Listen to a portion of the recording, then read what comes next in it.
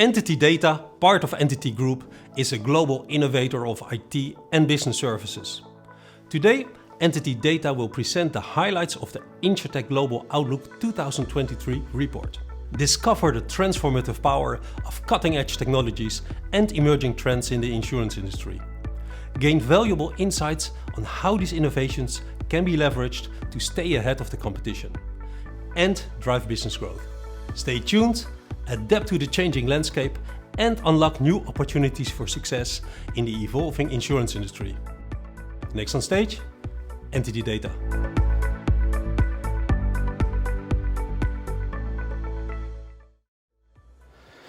Okay, good morning. Many thanks ITT and DIA for having us the opportunity to present our InsurTech Global Outlook 2023 in this amazing event.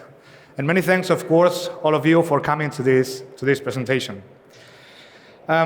Just to put a bit of context, we've embarked on this journey since 2016, observing the transformative power of InsurTech. During these years, our perspective has evolved, moving from the initial search of investments in pioneering startups, observing the impact of the emerging technologies and business models, and moving to a comprehensive and holistic analysis of the evolving customer demands, the business ecosystems that were formed to attend these demands, and also the dynamic interplay between InsurTech, insurers, tech giants, and regulations that we consider are the four elements and the four forces that are shaping the industry's transformation. After these years of analysis, today we stand at the pressing challenges that the industry is forced to tackle, and especially how InsurTechs are helping them to face this. Our mission is clear. We want to guide, we want to inspire and help organizations to take their business challenges and priorities throughout our annual analysis and our annual insights.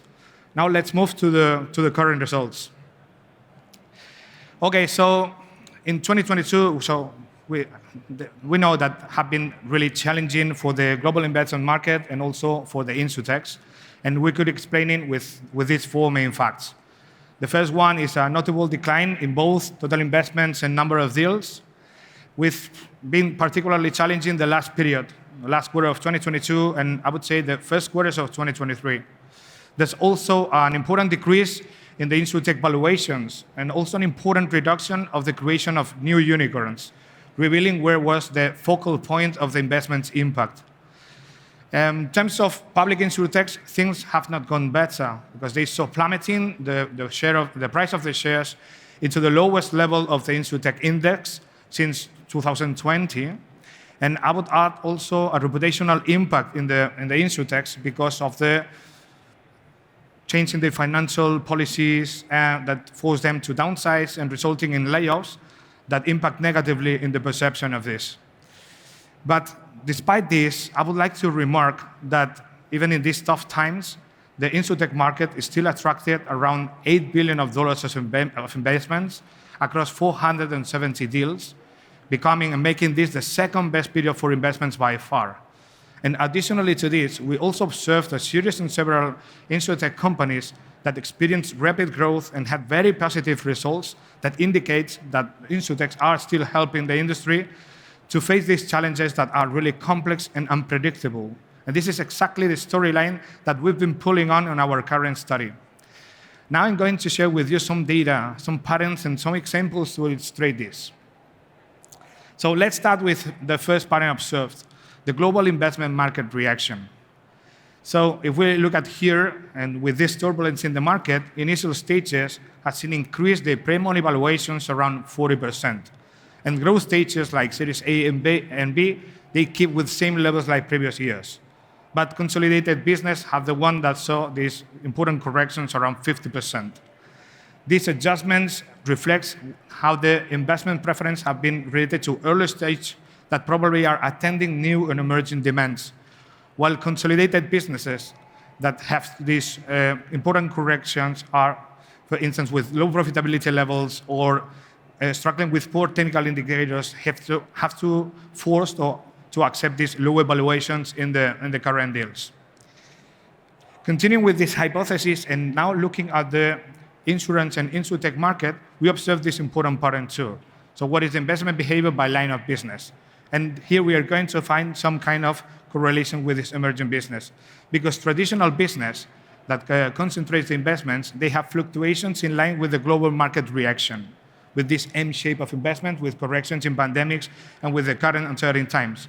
But non-traditional business like parametric insurance, remote health data management systems, or retirement services, for instance, experience the opposite behavior with a consistent growth. So we have here clearly this M and with this double U shape that confirms these behaviors.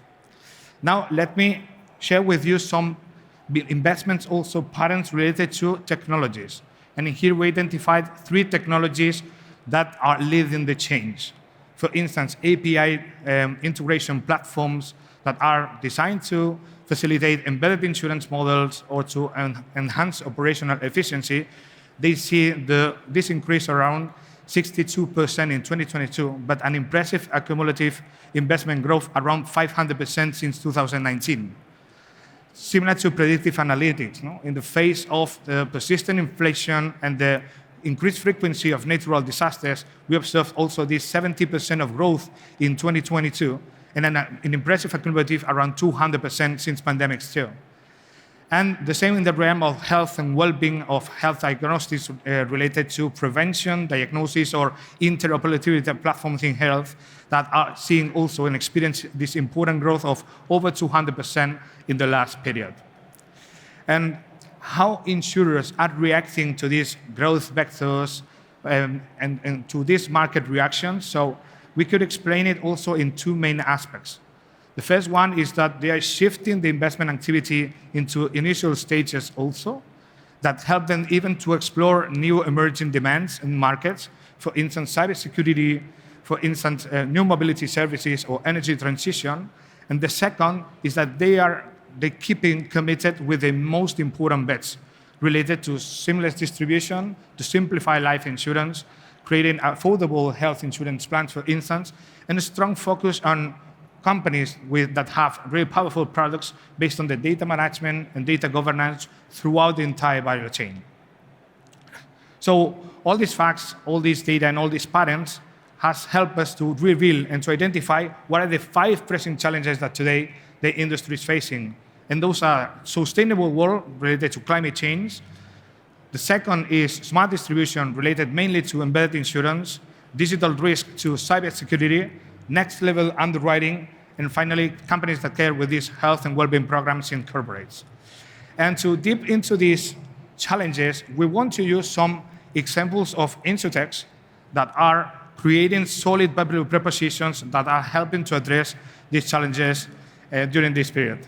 And the first one is the card, the second is Cover Genius and Goldtech, the third is SideSafe, the fourth is Kumata, and the last one is Betterfly. So let's start with the first one, with the card and climate change.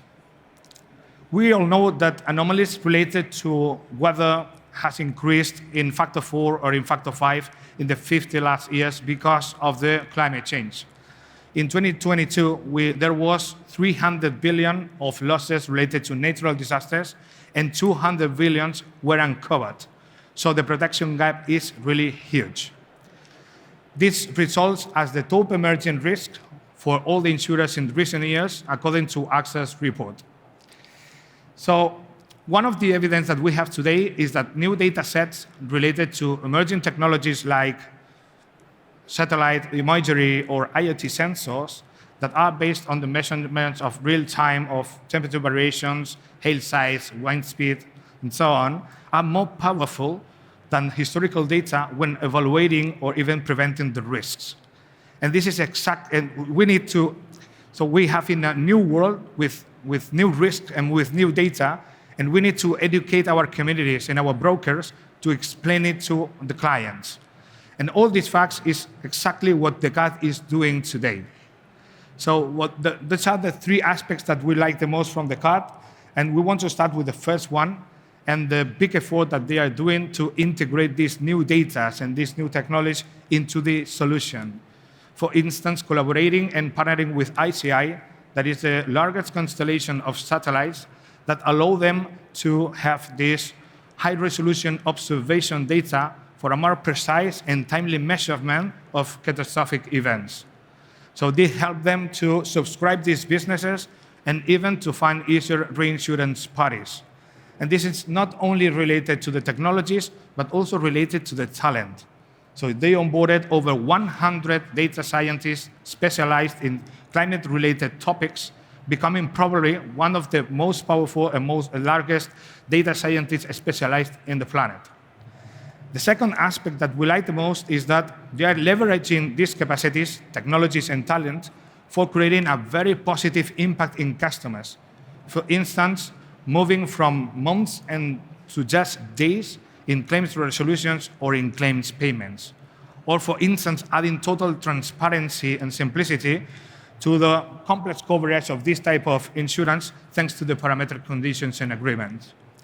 And I would say that the third aspect is how they are working for serving the main audience that are the main distribution, if not the unique distribution, like brokers, even developing a capacity to cover around 200 million per contract that allow them to subscribe larger and even complex businesses that, for instance, for insurers are too risky or non-profitable enough to them. So they probably are coming to or becoming a very good full-stack company and very, very welcome from the market to appear. So let's move to the second challenge. And in here we did an exception because we selected two important InsurTechs, Cover Genius and Boltech. And we're talking about embedded insurance. We know that embedded insurance proved to be the efficient way to increase sales and revenues without a significant price change in distribution.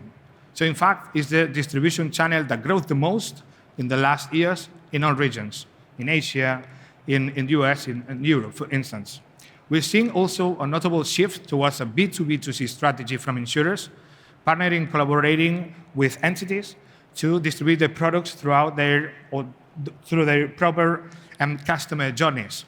And at the same time, we're seeing this kind of startups like Cover Genius and Boltech rapidly scaling and meeting these market demands with agile platforms and infrastructure for health insurance, for instance, to accelerate the product launch, but also to create streamlined solutions based on what customer wants and not only what insurers needs. So, and this is exactly what we like from these both companies. And I would like to, again, to remark what are the three main aspects for these companies. The first one is their ecosystem-ready strategy, or the way they ease to insurers to partner with them. For instance, they are operating in hundreds of markets in all the regions, holding hundreds of licenses to operate in there, but partnering with hundreds of insurers' careers, hundreds of partners, and selling millions of policies with a constant customer growth around 200%. So it's super easy for an insurer to decide to come with them. Additionally to this, with these ecosystems, so they have a super attractive customer acquisition growth, but also a very important increased conversion rates.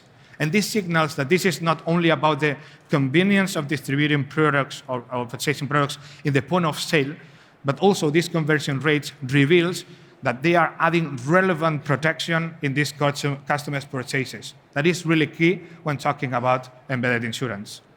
And the second important aspect, because they are really demonstrated that this is not easy for insurers to partner with, but also how they build this customer centricity, is because in terms of the post-claims industry, probably they are leading the post-claims industry in insurance with an NPS over 65, when the industry stands at 30.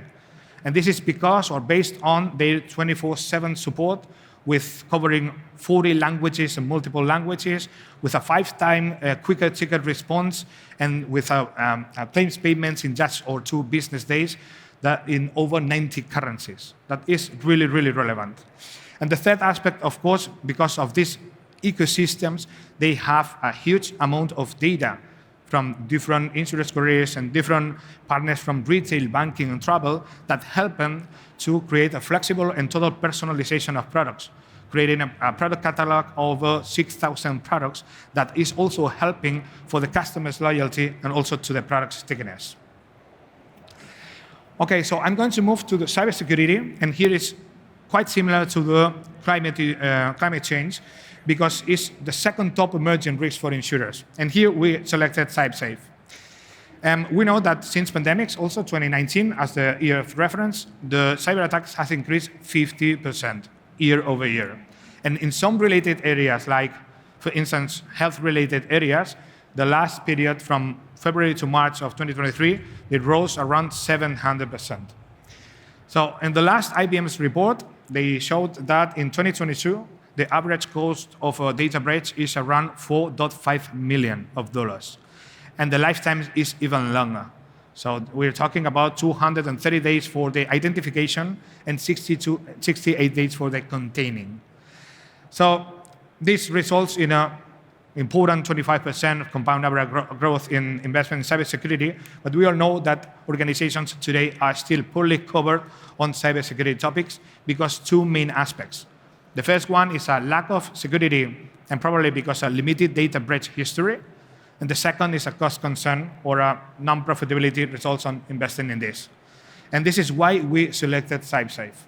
So what we really like from CyberSafe is how they build their value proposition based on how to influence to customers to cybersecurity topics in a total different way for creating a substantial impact in their behaviors.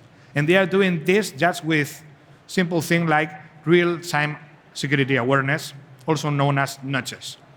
So despite of receiving newsletters or emails with a really low impact on cybersecurity, we are receiving real-time security alerts in the moment that matters the most, when the vulnerability is detected. And this is really important and really key, because when looking at this also IBM report, we know that the second most important cause of data breaches today is human errors. And it represents 20% and just after the IT failures. The second aspect is that they are integrating this security awareness into our current solutions, our current tools, like Microsoft Teams or Slack. So having integrated in these environments where we're working is where we are going to receive these alerts, for instance, when sharing data or not having the typical password management system. And the third one is that, similar also to climate change, is that they are onboarding the most talented talent from psychology and neuroscience from the academic, and they are connecting this with the real industry. So they don't need to wait up to months or even years to create this top academic or cutting-edge research for having the results in these years, but just in weeks or days. Okay, I'm going to move to the fourth case, and this is related to underwriting, and we selected Kumata. And we've been talking about emerging risk. I would say that underwriting probably is one of the hottest topics and the top concerns of insurance today. So there's no surprise when saying that in 2022, the combined ratio worsened 1 point to 99.6%. And this results in today 70% of insurers are increasing their investments into data management tools. So collecting data for having a more accuracy on the risk profiling, for creating personalization in products, but also on the other side, for creating a better interaction with customers with positive feedback or rewards to increase the customer loyalty and also to increase the revenues and sales is the main solutions. So, and here we have, for instance, this year, a very nice use case that is the UBI models with a really high adoption rates in this last period. But also we would like to remark how today new health and activity data are helping insurers to simplify products that are really sophisticated or were really sophisticated, like life insurance. And this is exactly what Kumata is doing today. So the first aspect is that Kumata today is enabling, for instance, insurers to create a total different customer experience and risk management in life insurance based on the health data and the activity data. So for instance, today customers just sharing their electronic health records or their activity-like steps, today they can have this risk scoring, health risk scoring, avoid long questionnaires to onboard onto life insurance products, doing, I would say, the sales quicker and more convenient to them. One of the important movements that did Kumata is going to strategic markets. For instance, going to Asian markets. So we know that in these emerging markets like in Asia, so they have a really high IT adoption rate. They have, I would say, a low insurance penetration, and they are more willing to share the data into this. So creating this, I would say, simple and affordable products based on this, with these emerging markets, allow them to traction their products, but also for having super important data for accurate their risk engine and demonstrate how can they move the underwriting from days to seconds, or from weeks to seconds. And this is exactly how they are moving, helping the insurance in this way. And the go-to-market approach, we really like it because they are going with a POC. So they can start with a soft integration with the backend of insurers to demonstrate this accuracy at not cost. So we are going to finish with the fifth case related to Betterfly and to employee benefits. And we want to finish with this because until now we've been talking about the insurers' concerns and also about the emergent risk. And now we're going to talk about the customers' concerns. So we know that since pandemic, we are immersed in a total global reset of priorities. So now health and well-being, financial protection, or social purpose related to environment and so on are our top concerns. And to simplify, something that we really like from Betterfly is how they are connecting their, I would say, sophisticated products like life insurance to new and younger generations based on these concerns, just with a simple proposal. So having this individual challenge to demonstrate healthy habits, like, for instance, meditating, running, or walking, they are transforming into a life insurance coverage or a charitable donations. And this is something that we really like, how they started to connect and to create these conveniences. The second is how they are moving in a natural way from B2C, to a B2B2C. So creating these challenges in collective and helping organizations to even attract this kind of talent and creating this kind of purchases. And the third one is how they are escalating also with this partnership and with these acquisitions, for instance, with companies that in Spain or in Brazil, creating this flexible work compensation that help them to traction with non-invasive routes in insurance companies to acquire or to get this profitability with this customer growth. So we started to talk about the tough times and about the investment corrections and insurance valuations corrections, and we want to end up with these examples of companies, and basically because of these 5 main attributes. Because this is what is having us the opportunity to share why we still believe in these companies. Because they are attending these fast-growing demands in underserved markets, because they are creating a very powerful value propositions, but behind there is a very great purpose. They are onboarding talent that are specialized not only in the businesses, but also in the practices, in the technologies that make this total competitive advantage in their teams, and for creating the sustainable businesses around this talent. The third one is they are open to the collaborative and even to acquisitions for having this important growth. And finally is in the way that they are approaching to the market with these demonstrated technologies and with these POC approaches, for instance, that we've seen. Many thanks all of you for having us again in this amazing event, and we invite you to check our InsurTech Outlook in details in our website. Thank you again.